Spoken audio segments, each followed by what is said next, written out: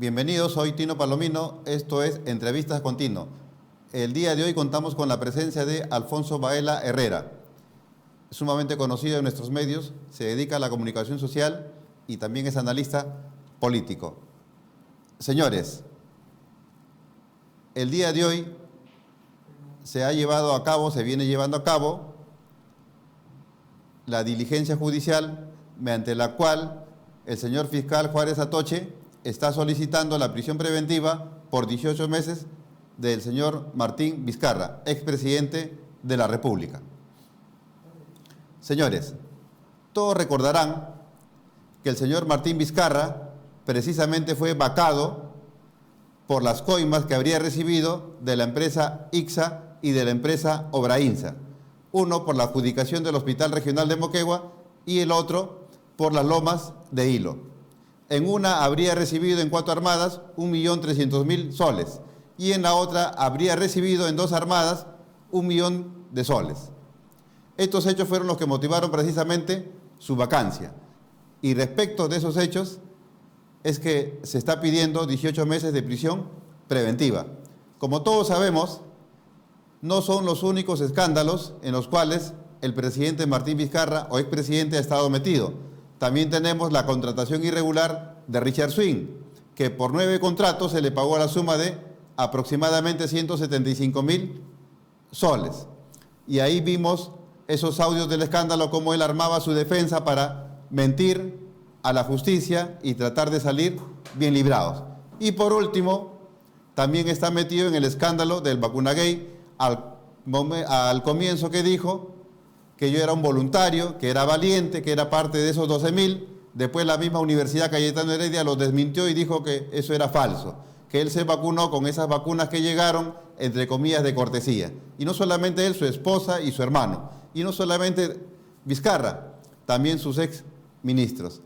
Eso es lo que el día de hoy se está discutiendo en el Poder Judicial. Aparte, a Martín Vizcarra también le han embargado sus propiedades o le han inmovilizado, de manera tal que no puede disponer de ellas, es decir, no las puede hipotecar, no las puede vender, como una forma de reparar a futuro el daño que le podría haber causado a nuestro país.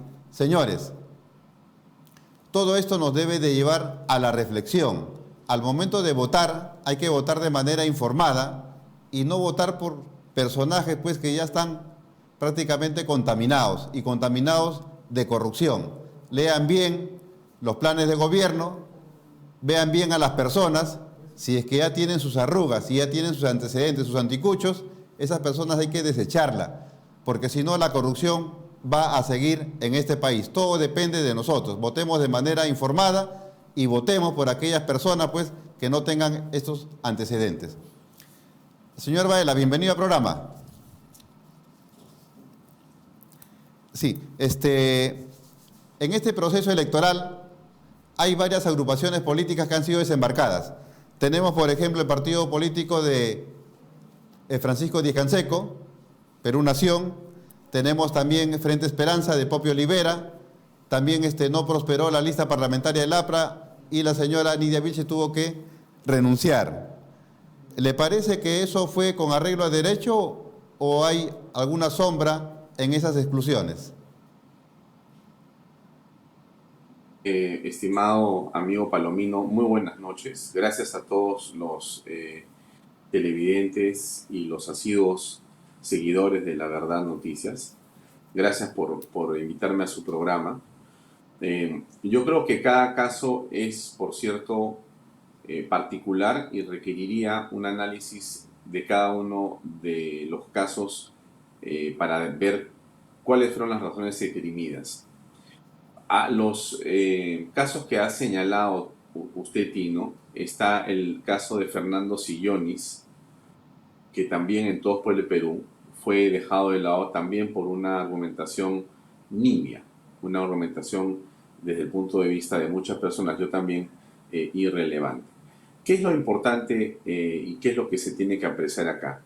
Una conducta de un Jurado Nacional de Elecciones que es por lo menos preocupante cuando no sospechosa y que arroja cierto, digamos, nivel de preocupación de parte de todos los que somos votantes, ciudadanos comunes y corrientes, frente a la manera que actúa el máximo ente electoral, que merece y que debería, por encima de todo, tener una escrupulosidad y una transparencia absoluta. No nos ha parecido, no nos parece. La actitud del Jurado Nacional de Elecciones y del señor Salas es por lo menos cuestionable. El hecho de que no se pueda completar el miembro que falta, que es el decano del Colegio de Abogados, por una circunstancia que es imposible de entender, porque el que debería estar sentado en ese Jurado Nacional de Elecciones, como corresponde a todos los miembros, es el señor Javier Villastein, porque es el que ha ganado la elección del Colegio de Abogados de Lima, pero no se puede sentar porque hay una circunstancia de lo más extraña ocurrida justamente en el periodo presidencial del Vizcarrato. Entonces, Vizcarra, al que usted se ha referido al principio, Tino, es realmente una persona, un funcionario del Estado y un político que con su actitud y con su accionar ha echado raíces y sombras sobre todos los lugares donde se ha desempeñado.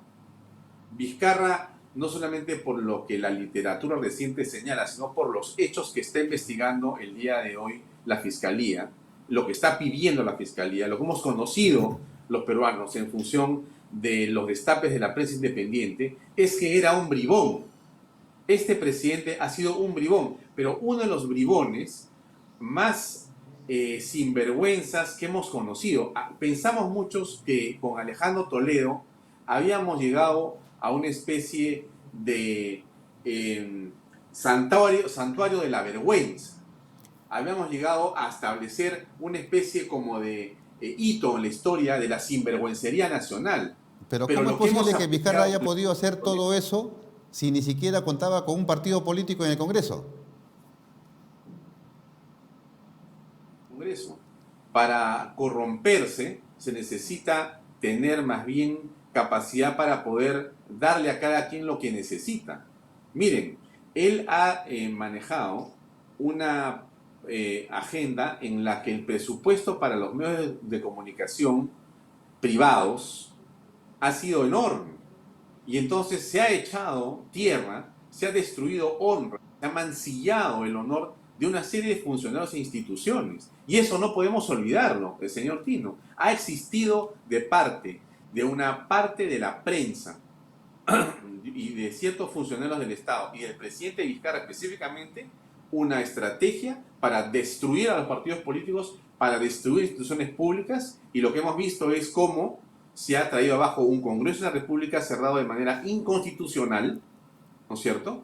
Y entonces se ha mancillado el honor de fiscales probos como Gales y como Pedro Chávarri, y entonces hemos tenido lo que tenemos hoy día. Entonces, nosotros tenemos que tener conciencia, me refiero a los peruanos, tenemos que tener conciencia de lo que ha ocurrido. El Vizcarrato ha sido un gobierno del mal, un gobierno de la vergüenza, un gobierno de una persona que está siendo recién citada por la Fiscalía para precisar en realidad, de acuerdo al debido proceso, la manera como él se ha comportado solamente en 2 de los delitos. Hay una recatafila, hay casi medio centenar de investigaciones fiscales. O sea, este presidente ha batido todos los récords, pero ha sabido muy bien manejar una serie de elementos comunicacionales, una serie de emociones en la opinión pública, ayudada por la prensa, que ha En sido esa parte comprada. de la prensa, recuerdo que Mulder había presentado un proyecto de ley, incluso prosperó, pero después el tribunal se lo trajo abajo. Era la cuestión pues, de los medios de comunicación, ¿no? La publicidad estatal. Pero eso finalmente quedó sin efecto. Tal parece que el señor Vizcarra también controlaba el tribunal. Tino, lo que estamos viendo nosotros es una sola obra que tiene varios momentos, que tiene varios espacios en los cuales se desarrolla esta obra. El presidente ha peleado, el expresidente Vizcarra ha peleado como pocos por defender sus pequeños cotos de poder para que no se le, digamos, derrumbara, para usar palabras del expresidente Alejandro Toledo, este andamiaje de la corrupción que había armado. Él ha construido un andamiaje de la corrupción. Y eso es en lo que lamentablemente también aparece las decisiones muy cuestionadas, aceptadas, pero muy cuestionadas, del Tribunal Constitucional, en diferentes momentos. Una de las cuales tiene que ver con la ley Müller. Una de las cuales, mira, y la ley Müller, para precisar a la gente que nos sigue, Tino, no es una ley que prohíbe la publicidad del Estado en los medios privados. Regula. Exacto. Regula. Tino, es muy importante que el público entienda lo siguiente. No se puede utilizar el dinero público que cuesta tanto recolectar y que tiene que tener precisiones en el uso y transparencia. No se puede utilizar como le da la gana a un gobernante, como le da la gana a una oficina de la presidencia del Consejo de Ministros. O sea, y da la impresión de lo que se está haciendo es utilizando los dineros públicos para poder entonces entregarle a ciertos medios y, entre comillas, comprar sus líneas editoriales. Eso no se puede permitir. Eso tiene que terminarse. Ese es el gobierno de la corrupción. Esos son los andamiajes que el 11 de abril pueden terminar si el pueblo peruano vota por opciones que no sean el continuismo. Y aparte de eso, de que el señor Vizcarra ha sido un bribón, prácticamente ha controlado los hilos del poder, porque ha tenido injerencia en la Junta Nacional de Justicia, en el Tribunal Constitucional, Ministerio Público y Poder Judicial, ¿no? Pero hemos visto que en la primera ola tampoco se desempeñó muy bien, no hubo una buena gestión. Hubieron problemas en nuestro sistema sanitario, faltas de camas UCI, falta de oxígeno, se priorizó las pruebas rápidas en desmedro de las pruebas moleculares, no se hicieron cercos y el día de hoy, en esta segunda ola, tenemos esos mismos problemas. O sea, Vizcarra ni siquiera tenía capacidad de gestión y tampoco se tuvo pues en su entorno a personas que tengan esa capacidad de poder resolver esos problemas, ¿no? Vea, pero a ver, Tino, ahí tenemos varias cosas que podemos comentar. El Perú fue uno de los países que, en la opinión de este grupo de medios que ha acompañado al presidente de la República, prensa, radio y televisión, de los más emblemáticos, ¿no es cierto?, han aplaudido al presidente con editoriales, con coberturas de todo tipo, señalando que el Perú en el mundo era uno de los países que más rápido tomó decisiones. Presidente para la crisis, le han dicho al presidente o expresidente Vizcarra. El Perú ha sido uno de los países que ha gastado, con respecto de su Producto Bruto Interno, el mayor porcentaje de todos los países del mundo. Mira lo que te digo, con respecto de tus ingresos, el Perú ha sido el que ha gastado la mayor cantidad en porcentaje, más que Japón, más que Estados Unidos inclusive. La pregunta es, ¿cómo, si al principio esa prensa, incapaz de poder mirar las cosas con objetividad, porque evidentemente recibía ingentes cantidades de dinero en publicidad, cómo esa prensa no se da cuenta, o no quiere darse cuenta, o no le conviene darse cuenta porque existe una conversación para que sea así? Y entonces ocurre algo muy interesante, Tino, que la gente que nos ve no se va a olvidar. Quienes han revelado lo que pasó en el país fue la prensa extranjera, The Economist, BBC de Londres, periódicos de europeos, que decían que el Perú se estaba convirtiendo en el país que peor había gestionado económicamente la crisis. No solamente eso, sino que hemos empezado a mirar que el desastre era no solamente económico, sino era también sanitario. La peor gestión en el manejo sanitario de esta pandemia ha sido el Perú. No es una percepción, lamentablemente es una realidad que tiene que ver con la cantidad de muertos por millón que hay. Una cantidad de muertos que hasta hoy el gobierno de Vizcarra y la continuidad, el gobierno morado de Sagasti, son incapaces de precisar por respeto a la ciudadanía. O sea, aquí estamos frente a un gobierno indolente, indiferente y realmente vergonzoso, que no te puede decir cuánta gente ha muerto en esta pandemia. Lo esconden todos los días. Son incapaces de mirarse al espejo de la verdad y decir, lo que dice el SINADEF son 140.000 a 150.000. Lo que dice el Ministerio de Educación, el Ministerio de Salud, son apenas, ¿cuántos? 45.000 muertos o 50.000 muertos. ¿Cuál es la verdad? Entonces es imposible que Vizcarra en su gestión ¿no es cierto?, sea apreciado de otra manera que no sea con calificativos como corresponden. Pero Incapaz, no solamente incompetente, indolente e incapaz, porque mentiroso. también hemos visto que se han hecho compras sobrevaluadas durante la pandemia en el Ministerio de Salud, en el Ministerio del Interior e incluso también en la Contraloría General de la República. Es decir, la corrupción en esa, en esa temporada también estuvo pues en alta, ¿no? No se detuvo la corrupción. Bueno, eso es parte del problema que estamos pagando los peruanos, Tino. Un gobierno como el de Vizcarra, que nadie eligió, ha sido reemplazado por un gobierno de Sagasti que nadie eligió. Y entonces tenemos un par de, y lo digo con todas sus letras, porque además lo he escrito y lo he comentado en otros programas también. Tenemos el gobierno de los incompetentes, o sea, los más incompetentes, esto se llama la incompetecracia, es el gobierno del incompetente. Busca el peor y lo sientas en el Palacio de Gobierno, que es lo que estamos viendo. Busca el más mentiroso, busca el más incompetente y busca el que menos se entiende y el que más poemas te canta. Y no solamente eso, mira, hay un tema que es muy importante que está pasando en este momento, Tino, que es importante alertar. El gobierno de emergencia que ha sido elegido básicamente para gestionar estos meses de crisis y conducir el proceso electoral de manera transparente, se ha dedicado en las últimas semanas a promover y a impulsar cuanta ley caviar puede. Han lanzado el tema del aborto hace unas horas desde el Congreso, impulsado por el Ejecutivo. Han también impulsado la ley para que en las elecciones se tenga un protocolo trans para transexuales, donde se obliga a que un presidente de mesa o un de los miembros de la mesa entiendan las definiciones de lo que es tal o cual de las grandes definiciones que tienen el mundo LGTBIQ+, para que si no se les denomina así, entonces exista una protesta que se pueda hacer ante la autoridad para que ocurra algo en esa mesa. O sea, no solamente eso, también en la publicidad.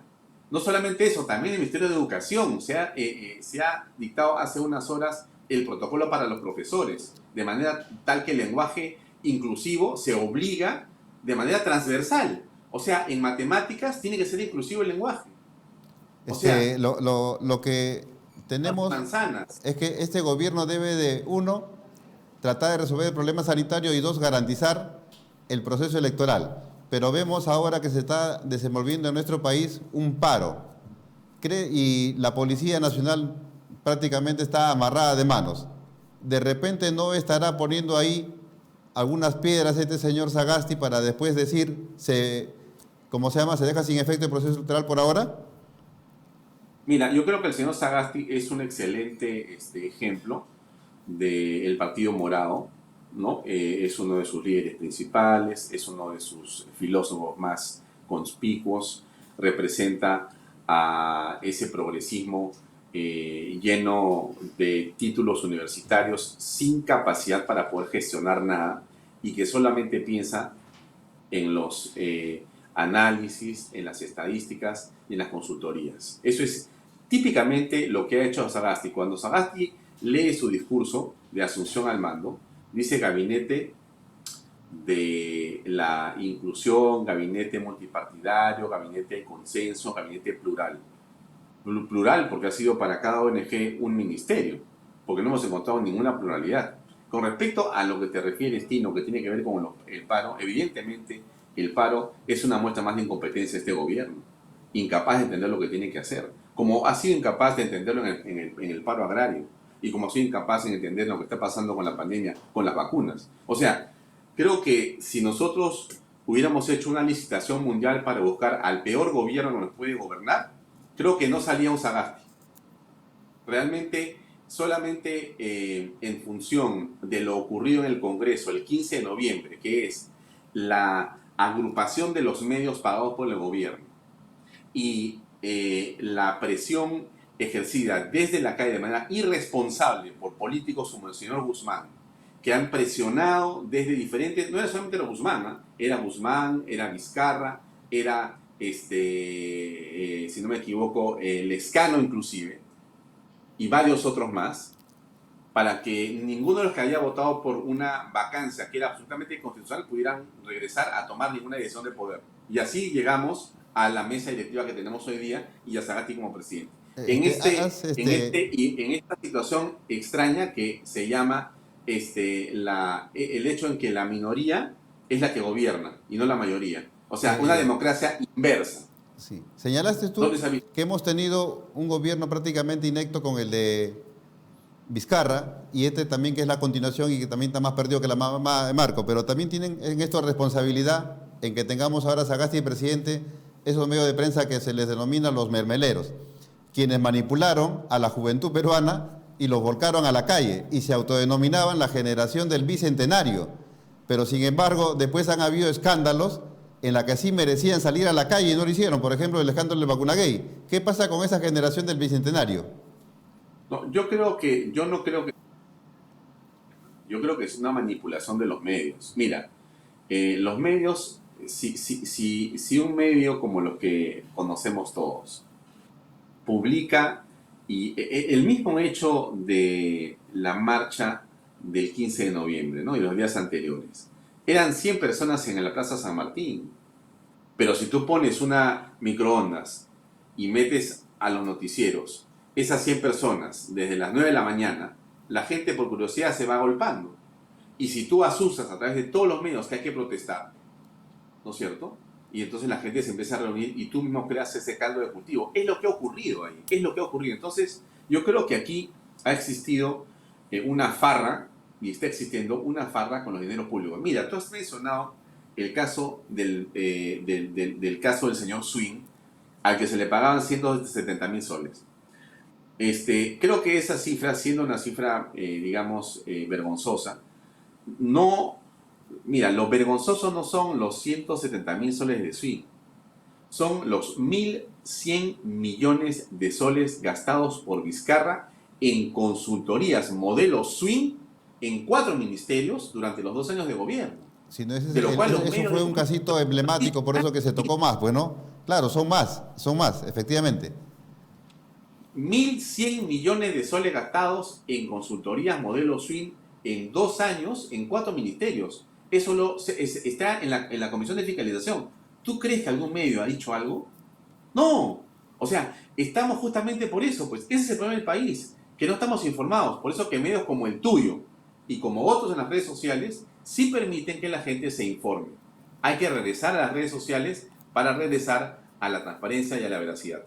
Viendo eso de la corrupción, reventó estando en el gobierno, pues PPK reventó el escándalo de Lavajato, ¿no? Y ahí nos habíamos enterado cómo la empresa Odebrecht y el Club de la Construcción se adjudicaban en este país las obras, ¿no? Y vía adenda o vía arbitraje finalmente terminaron pagando 10, 20, 30 veces más el valor real de esa obra, ¿no? El economista Carlos Anderson manifiesta, ¿no?, que el quid del asunto es en la licitación. Entonces él propone la creación de un ministerio, al cual denomina el Ministerio de Fomento y Obras Públicas. ¿Qué opinas al respecto? Mira, yo sí pienso lo siguiente, ¿no? Es evidente que la corrupción, primero, no está en las empresas, está en las personas.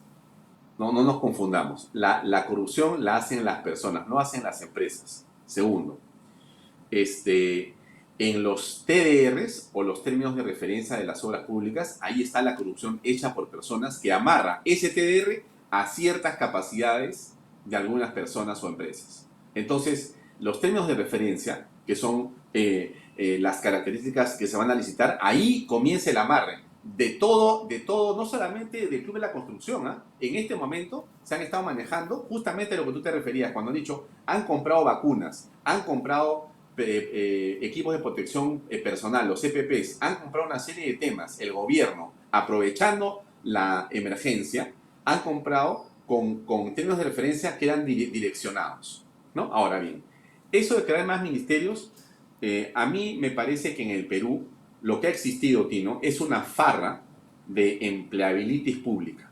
Hay que detener eso. Nosotros tenemos que ser eficientes, también en la parte pública. No es posible que tengamos ministerios como el de la mujer, o como el de la inclusión social, o como tantos otros que no sirven para nada. Para nada. Mira. ¿Tú sabes cuántos pobres hay? Ni siquiera los han podido contar. Ni siquiera se han podido entregar un bono. Siguen contando cuáles son los pobres. Tienen miles de millones de soles de presupuesto y no pueden contar. No pueden apuntar los Sí, DNIs. ¿No sabes? mira, también es cierto que los representantes de Odebrecht, ellos no conversaban pues con los ministros o con los integrantes de la comisión licitadora, conversaban con el dueño del circo, vale decir, con el, ponte el alcalde, el gobernador regional o el presidente de la República. Y luego ellos hablaban con su ministro, la comisión, y esa obra ya tenía prácticamente un nombre propio. Esa forma de contratar, pienso que ya no va más. No, yo creo que no va más. Hay muchas modalidades, sobre todo las internacionales, que es lo que tenemos que comenzar a pensar. Pero yo quiero insistir en el tema central que tiene que ver, además de la corrupción de las empresas brasileñas u otras, que tiene que ver con el tamaño del Estado. Tino, no podemos continuar con ese tamaño de Estado en esos niveles de ineficiencia. No son más ministerios, son menos ministerios para que la plata que quede o le aumentas el sueldo a los maestros, policías, médicos, o la produces en menos, la conviertes en menos impuestos para los que están pagando, pagan impuestos para conseguir que la masa de impositiva aumente, la masa Ya. crítica de ¿Y gente que paga impuestos cómo aumente. Somos un licitamos país que se para...? está sosteniendo. ¿Por Sí, cuánto? El 20% de los peruanos paga el impuesto que consumen los servicios que el Estado da al 100% de los peruanos. O sea, no puede ser. Al 20% de formales le sigues esquilmando el dinero de una manera ilógica para que viva todos los peruanos. No puede ser. La informalidad no es un problema del informal, es un problema del formal. Es un Estado que ahuyenta a los formales y eso hay que detenerlo. Yo creo que más ministerios no. Concentremos ministerios como camino a mejorar el Estado. pero como alternativa, ¿qué podríamos dar para que ya no se siga contratando de esa manera? Porque esa manera es direccionada prácticamente. Yo te digo, Tino, el esquema básicamente es, hay modelos internacionales de contratación como los que se han llevado a cabo para los Juegos Panamericanos, donde lo que tú defines son, por ejemplo, fechas de entrega o montos. Dices, y no hay adendas, Tino. Lo que no podemos seguir haciendo es vivir en el mundo de la adenditis. Lo que sea que pasa, una adenda, otra adenda, otra adenda. Eso son corrupciones. O sea, eso tiene que detenerse, irse a un modelo donde los objetivos y los del contrato son otros. Por ejemplo, decimos lo siguiente, vamos a hacer 100 colegios. El monto son tanta cantidad de dinero, pero no puede ser más y en tanto tiempo. Así es, y entonces se define el objetivo de esa manera.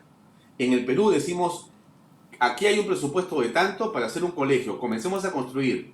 Y si encuentro algo, bueno, ya veremos pues cómo hacemos y comenzamos con las adendas.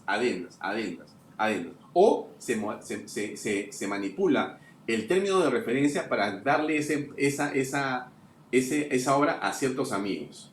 Yo he recibido, y tú debes conocer términos de referencia donde te dicen, para hacer este trabajo se necesita tener tal y tal y tal y tal cual cosa. Es evidente que eso tiene nombre propio. Entonces, ¿para qué me lo envían? Solamente para hacer una finta. Eso Sí. hay que terminarlo.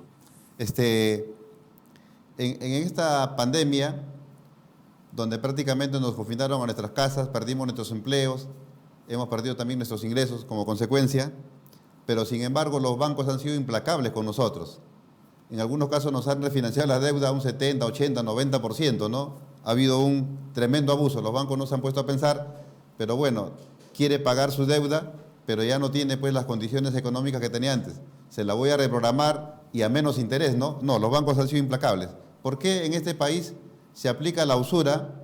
Por ejemplo, si yo presto dinero y cobro un 10 o 15, 20% mensual a la persona, termino en un juzgado penal porque es usura. Pero sin embargo, eso no se aplica a las empresas bancarias y financieras. ¿Por qué? ¿A qué se debe? Mira, yo creo que eso necesita un debate muy amplio. Creo que la percepción que termina siendo lo que la realidad marca es que tenemos un sistema bancario que podría tener mucho mejores condiciones para los usuarios finales, para las personas comunes y corrientes, para todos los que vivimos también en el mundo de las finanzas, con créditos hipotecarios o de consumo en general. Creo que puede existir ahí y un espacio para poder mejorar mucho más eso. Creo que es importante la competencia, es decir, nuevos bancos. nuevas modalidades, pero el Estado tiene que defender a los usuarios, al ciudadano. Existe en este momento un abandono del Estado y existe, creo, una falta de mayor competencia. La competencia hace que el mundo progrese. Cuando Claro, se porque amarra la no competencia, estamos pues, en contra de la banca, no estamos en contra de las entidades financieras, estamos a favor de no, ellas, no, pero no debe de haber oligopolio.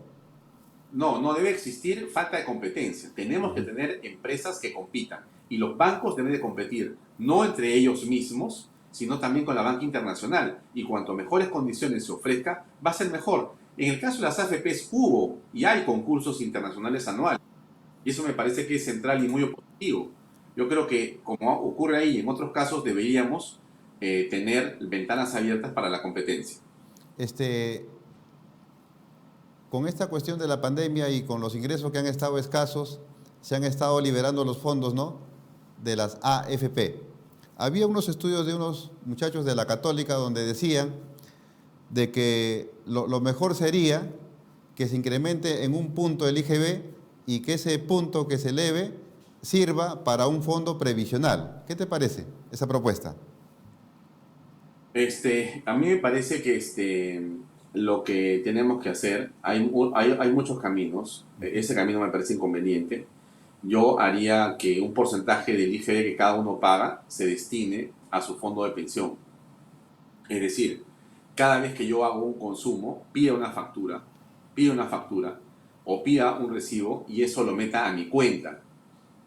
Y de todo lo que yo he consumido en el año y que he pagado IGB, fíjate lo que te digo, de eso es que se debería de colocar una parte en mi fondo, porque estoy contribuyendo con el pago de impuestos al país. Es decir, lo que te quiero decir es, existen muchas maneras y categorías, pero creo que de poder enfrentar el problema de las previsional, Sí, yo creo que ese sería, debate está abierto, pero lo que no podríamos y no deberíamos alentar es incrementar los impuestos. Me parece que eso es más bien algo contraproducente, sobre todo, mi estimado Tino, porque lo que no se puede seguir haciendo es cargándole a los mismos más impuestos. Eso me parece que es realmente hasta enfermizo. Aquí no se preocupa el Estado ni los amigos de la Católica en pensar cómo se aumenta la masa impositiva, sino cómo se le aumenta más impuestos a la pequeña masa impositiva que existe. Ese es el problema. Por eso es que hay tanta informalidad. Porque lo que bueno, pagamos lo impuestos. importante es tratar de llegar a un sistema previsional que sea viable y que no perjudique pues al futuro jubilado, ¿no? Y también que se mejore pues la recaudación. Con lo que tú dices, por ejemplo, que de ese IGB que se pague, ¿no?, una parte vaya a tu fondo previsional, matamos también dos pajaritos, ¿no? Por un lado tienes tu fondo y por otro lado la SUNAT mejora su recaudación tributaria. Sí, pero además vas a hacer que cada peruano luche contra la informalidad, pues. ¿Te das cuenta, no? Porque yo cada vez que tomo una gaseosa, dame mi factura. Cada vez que me como un sándwich, dame mi factura. ¿Por qué? Porque eso va a mi fondo. Un porcentaje pequeño, puede ser el 0,0.1%, pero ok, en el acumulado del año de gastos, es una platita que yo he ido guardando y corresponde a mi impulso. Fíjate, cada peruano sería el impulsor de la formalidad pidiendo facturas a todos. O sea, eso es algo que funciona en otros países, además. Sí. Alfonso, estamos muy agradecidos con tu participación, ha sido muy Un gusto. ilustrativo.